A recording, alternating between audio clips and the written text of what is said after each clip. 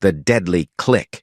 The policeman drew his gun. The barrel was black and cold, pointed straight at the woman. "Freeze! Put your hands up!" The shout rang out, tearing the quiet air apart. A police officer on duty turned his gun on an innocent civilian simply because of the color of her skin and her unwanted presence in his neighborhood. Absolute fear, breathless rage. But this policeman, in his blind rage and deep-seated prejudice, made a fateful mistake. A colossal miscalculation.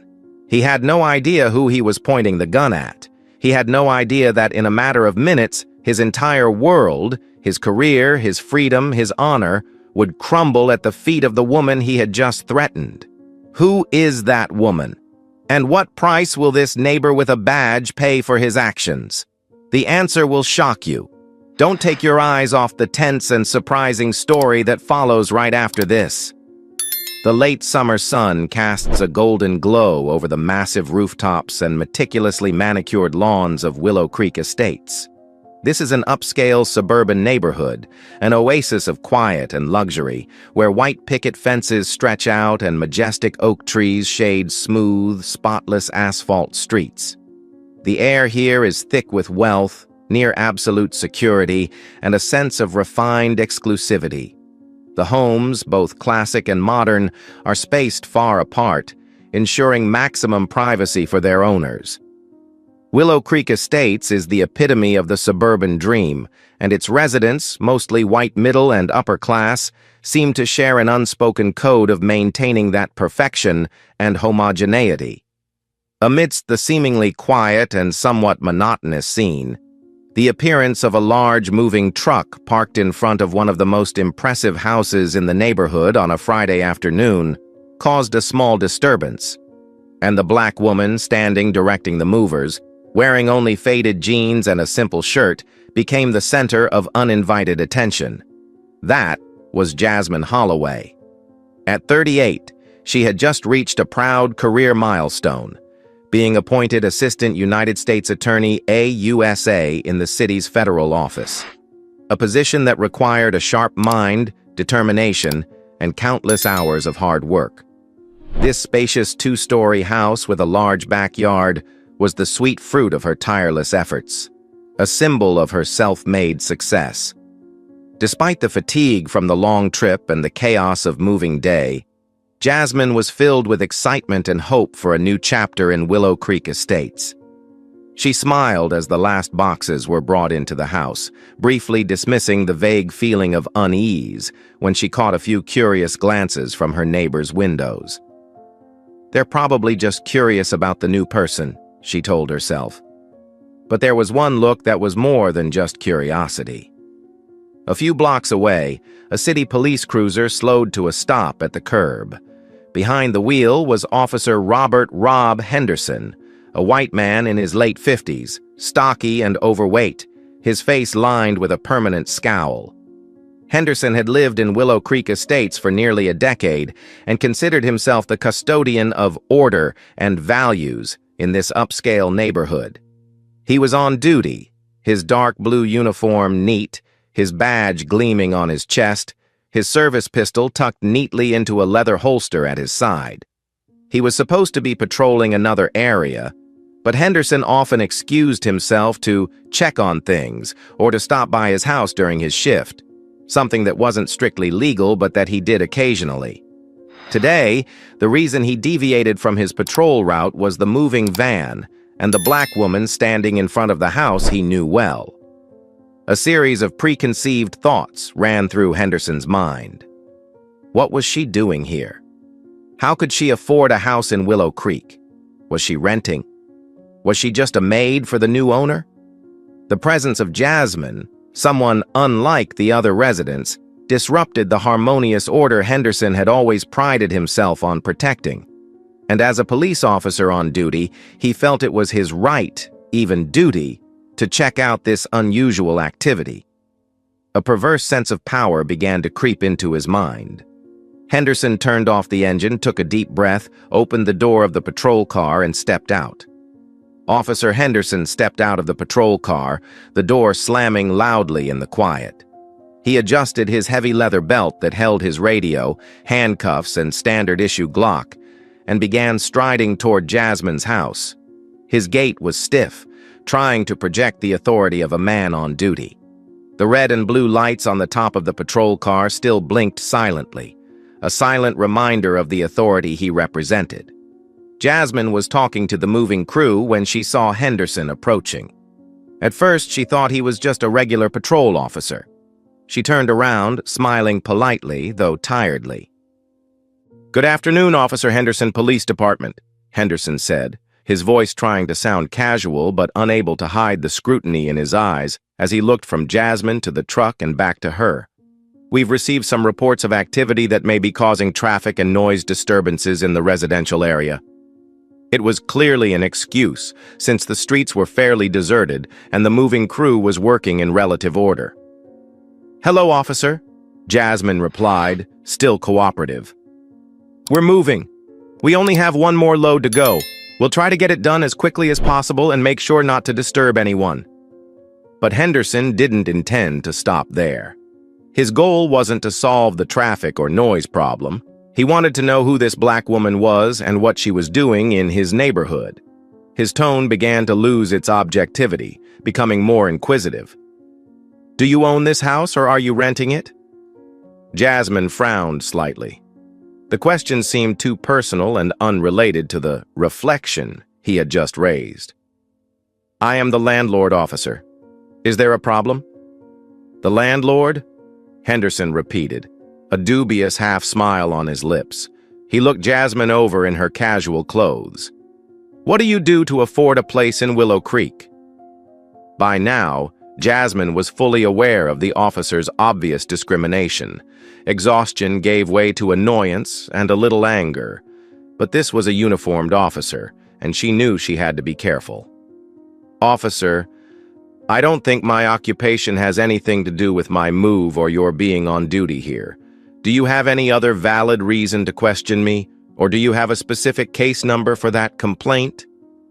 Jasmine's firm stance and direct question clearly irritated Henderson. He was not used to having his authority challenged by someone, especially a black woman while in uniform. His face turned red. "You are not cooperating with the police. This is very suspicious." His voice grew louder, attracting the attention of the moving crew standing nearby. "Do you have identification here? I need to check your identity." "What are you checking my identity for?" Jasmine asked, her voice still calm but now a little sharp. "I'm standing in front of my house, supervising a move. I'm not doing anything illegal. You're overstepping your authority." "Overstepping your authority?" Henderson sneered, his anger now turning to rage. He felt humiliated. "You know this neighborhood is full of decent people, right? We don't want strangers and unknowns causing trouble here. People like you." He trailed off, but the racial slur was clear. "Enough!" Jasmine snapped, unable to bear this blatant insult any longer. "I demand your name and badge number immediately, and I demand to speak to your immediate superior." The words were like a spark that lit a powder keg of anger and prejudice inside Henderson. Being openly challenged, being called for a superior officer, it was an intolerable insult to him. His reason was completely overwhelmed by blind rage. In an act of madness and unthinkable for a police officer on duty, Henderson suddenly reached for his belt. There was the dry click of a leather holster being opened. And then, to the horror of Jasmine and the movers, Officer Henderson pulled out his black Glock pistol. He pointed the gun straight at Jasmine Holloway. "Who do you think you are to order me around?" Henderson shouted, his voice cracking with anger, his face red, his eyes glaring. His hand tightened on the gun, his finger resting on the trigger. "Freeze! Put your hands above your head! Now! Show me your identification or else!" Time seemed to stand still. There was only the horrifying image of a uniformed police officer, the symbol of law and protection, pointing a deadly weapon at a naked black woman, right at the doorstep of the house she had just bought with her sweat and tears. The gun was black and cold, a ghastly contrast to the warm yellow sunlight of the afternoon. The moving team froze, their faces drained of color. One man quickly dropped to the ground behind a box. The others stood motionless, trembling with fear. Silence fell, broken only by Officer Henderson's heavy, gasping breaths and Jasmine's heart pounding in her chest. Facing the black barrel of a gun pointed at her, held by a police officer who was losing control, Jasmine felt a chill run down her spine. Fear, a primal, instinctive fear of impending death, overwhelmed her. But in the midst of that panic, years of training in the law enforcement, facing stressful situations and dangerous criminals in the courtroom, had helped her retain some semblance of reason. She knew that any act of panic or sudden movement at this moment could lead to irreversible tragedy. She had to calm down. She had to think. She slowly raised her hands to shoulder level, a reluctant but necessary compliance so as not to provoke Henderson further. She did not flinch, looking straight into the officer's eyes, which were blazing with anger. She tried to keep her voice steady, unwavering, even as her heart pounded in her chest. "Officer Henderson," she said slowly, clearly. His name she had heard clearly when he introduced himself. "I advise you to put down your weapon, immediately. You are making a terrible mistake, one that could ruin your life and your career." "Shut up!" Henderson roared, the gun still pointed, unwavering. He seemed not to realize the folly of his actions. "Do as I say. Give me your papers." Jasmine took a deep breath, summoning all the calm and authority she could muster at the moment. Her voice was sharp, echoing strangely in the tense silence. "I'm Jasmine Holloway." She paused for a beat, letting the name sink in. Then she continued, each word a hammer blow to Henderson's smugness and blind rage. "Assistant United States Attorney, United States Attorney's Office." She looked Henderson straight in the eye, the piercing gaze of a federal prosecutor. "You, Officer Henderson, an off-duty police officer, just pulled out a gun and pointed it at an unarmed, unthreatening federal prosecutor in her own home. Do you have any idea what you've done?" The words, Assistant United States Attorney, struck Henderson like a thunderbolt. The anger that had been boiling inside him froze, then shattered. His face turned red, then pale, then deathly white. His eyes widened, staring at Jasmine as if she had transformed into another creature. Federal prosecutor? AUSA? In an instant, the full horror of that title hit Henderson. He hadn't just assaulted a civilian. He'd turned his gun on a senior federal law enforcement official, one with the power to investigate and prosecute the most complex cases, including abuses of power, corruption, and civil rights violations by the police themselves. And he'd done it while in uniform, using his service weapon. It was an unmitigated federal crime, an act of career and legal suicide. The gun in Henderson's hand began to shake violently. His strength seemed to leave him. He looked down at the weapon as if it were a poisonous snake. Then, in a panic, he lowered it awkwardly, trying with his other hand to shove it back into its holster, but his hand shook so much that he almost dropped the weapon. All the aggressive, domineering look from just a few seconds ago had completely disappeared. In its place was a paralyzing fear, a despair written all over his face. "Oh, no, no, it can't be," Henderson stammered, his voice cracking, almost inaudible.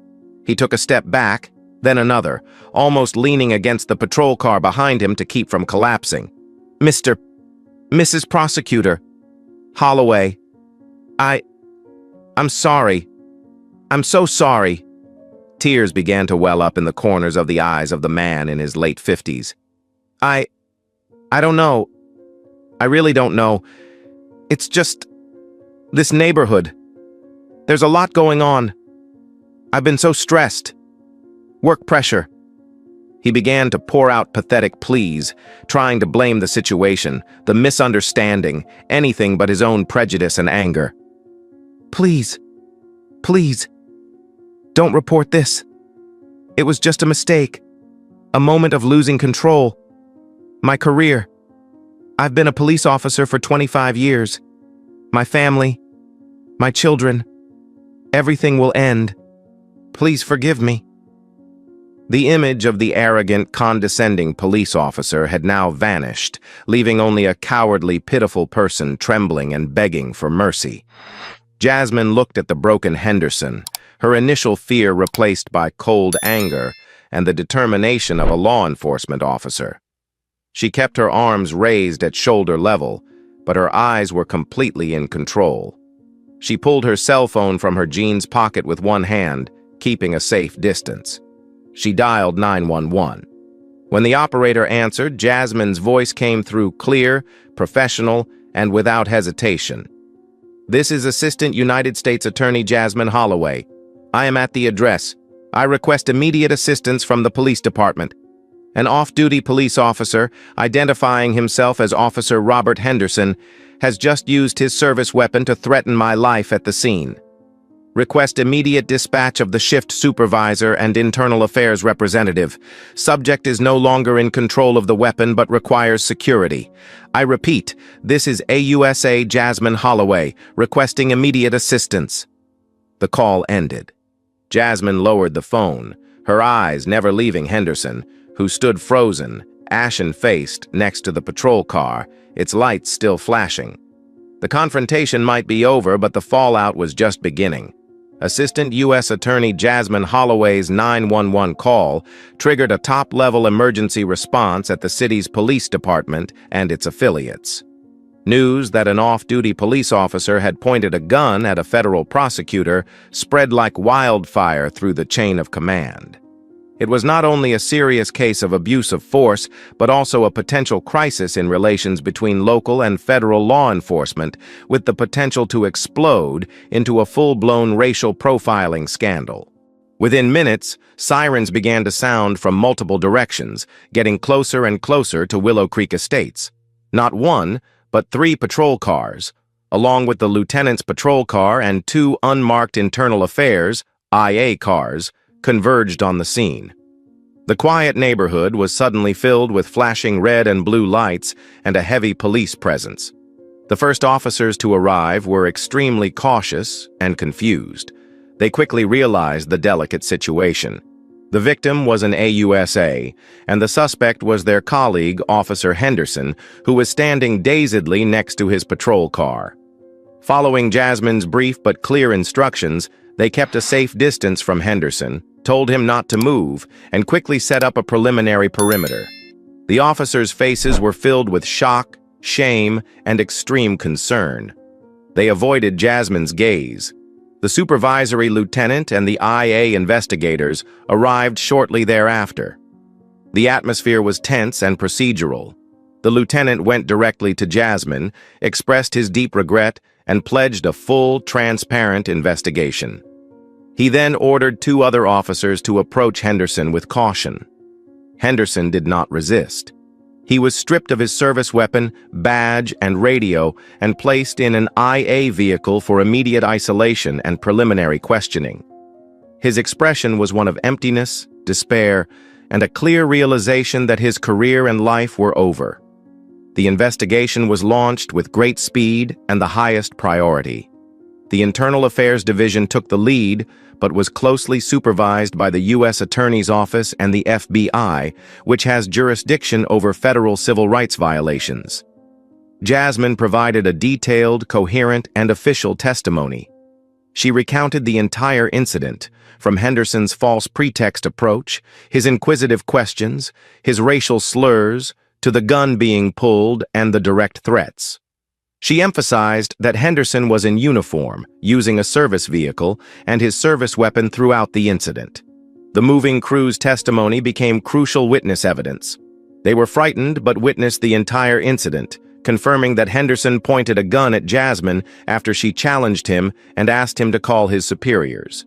Their testimony strongly supported Henderson's allegations of abuse of power and dangerous behavior. IA investigators meticulously collected every piece of evidence at the scene. Henderson's Glock was sealed for ballistics and fingerprint testing. His patrol car was also impounded for dash cam and microphone recordings. Henderson's work log and GPS location data were thoroughly examined to determine why he was in Willow Creek Estates at the time and whether there was any violation of his assigned patrol area. Henderson's personnel and employment records were reviewed for any previous complaints of misconduct, discrimination, or excessive force. News of the incident could not be suppressed. Within hours, major news outlets had picked up the story. The story of a black federal prosecutor being held at gunpoint by a white neighborhood police officer while on duty became a hot topic. The police department faced a media storm and enormous pressure from all sides. They were forced to issue a public statement acknowledging the incident, announcing the immediate suspension of Officer Henderson without pay, and pledging to cooperate fully with state and federal investigations. In the Willow Creek Estates neighborhood, the incident caused a huge shock. Initially, there may have been some murmurings of support for Henderson from neighbors who shared the same prejudices, saying there must be some misunderstanding. But when the seriousness of the incident, an off-duty officer pointing a gun at an unarmed citizen and a federal prosecutor, became clear, that support quickly evaporated. In its place was outrage, disgust, and fear that violence and prejudice could lurk even in the safest-seeming community. The reputation and values of Willow Creek Estates were severely damaged. Given the overwhelming physical evidence, consistent witness testimony, and undeniable seriousness of the conduct, the decision to prosecute Officer Robert Henderson was both swift and certain. Because the victim was a federal official and there were indications of a hate crime and civil rights violation, the case was likely to be handled by both the District Attorney's Office and the U.S. Department of Justice through the U.S. Attorney's Office. The charges that would be filed would be extremely serious: aggravated assault with a deadly weapon, terroristic threats, abuse of authority, oppression under color of law, and almost certainly a hate crime charge based on racist rhetoric and conduct. Henderson's future now looked to prison walls. The path to justice, while painful, was relatively swift and decisive in this case, largely due to the victim's standing and the inexcusable gravity of the crime. Before the trial could even begin, the city police department had already fired Robert Henderson, ending his 25-year career in disgrace. Faced with a series of serious criminal charges at both the state and federal levels, and with the evidence against him incontrovertible, Henderson and his legal team knew they had few options. Henderson's trial became the focus of national attention. The courtroom was packed with reporters and interested parties. The prosecution, working closely with the District Attorney's Office and the U.S. Attorney's Office, presented an impeccable case. They presented the steadfast and professional testimony of Assistant U.S. Attorney Jasmine Holloway, the emotional but consistent testimony of the movers, audio recordings, physical evidence of the service gun, and testimony from experts on police use of force procedures. The fact that Henderson was on duty, in uniform, and using his issued weapon when he committed the crime was highlighted as a particularly serious aggravating factor.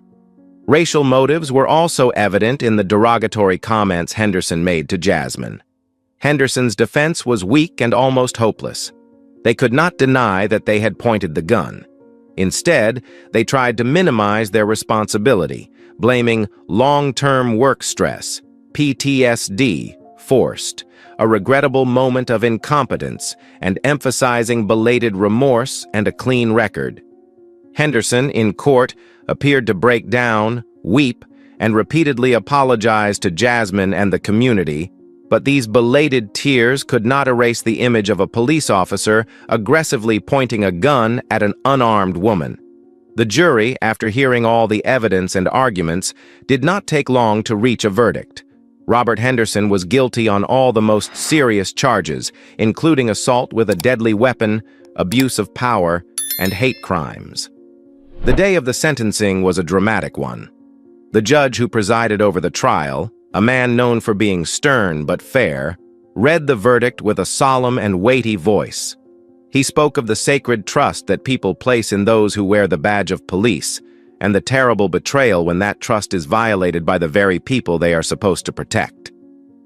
The actions of defendant Robert Henderson, the judge said, looking directly at Henderson, who stood with his head bowed and trembling, were not just an attack on the safety and dignity of Assistant United States Attorney Jasmine Holloway. They were an attack on the very foundation of the justice system and the public's confidence in the law. When a police officer, armed with the weapons and power of the state, uses those same tools to intimidate a citizen based on racial prejudice and personal anger, that is an intolerable abuse of power. Such actions, while in the line of duty, are all the more serious. The judge stressed that the sentence must be sufficiently deterrent, sending a clear message that no one, regardless of badge, is above the law, and that racial prejudice combined with state power is a deadly danger that must be severely punished. Result: Robert Henderson was sentenced to a total of 6 years in federal prison, a sentence that accurately reflects the seriousness of the charges, especially the use of a weapon and the abuse of power while on duty. The verdict was hailed by the public and civil rights activists as a major victory, despite lingering sadness about the underlying causes of the case.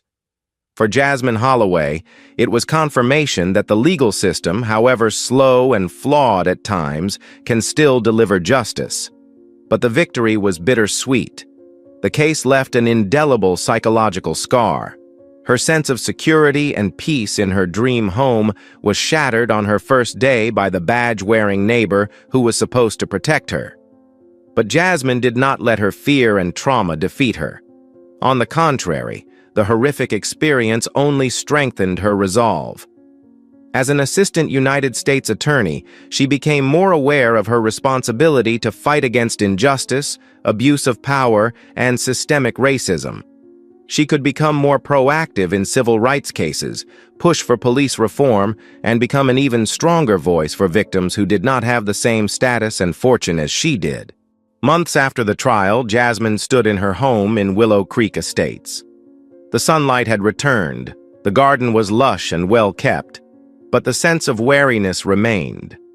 She looked out the window not with fear, but with a new determination. Her personal justice had been served, but the larger fight for a just society where the color of your skin did not dictate how you were treated by those in power was still a long way off. And she, Jasmine Holloway, was ready for that journey. The final message was a reminder of the violence that lurks behind a peaceful facade, the terrible consequences of prejudice in the hands of power, and the importance of courage and perseverance in the never-ending fight for justice and equality. Thank you for taking the time to listen to this story. If you like this content, please click like and subscribe to the channel so you don't miss the next meaningful stories, because tomorrow we will have another meaningful story for you.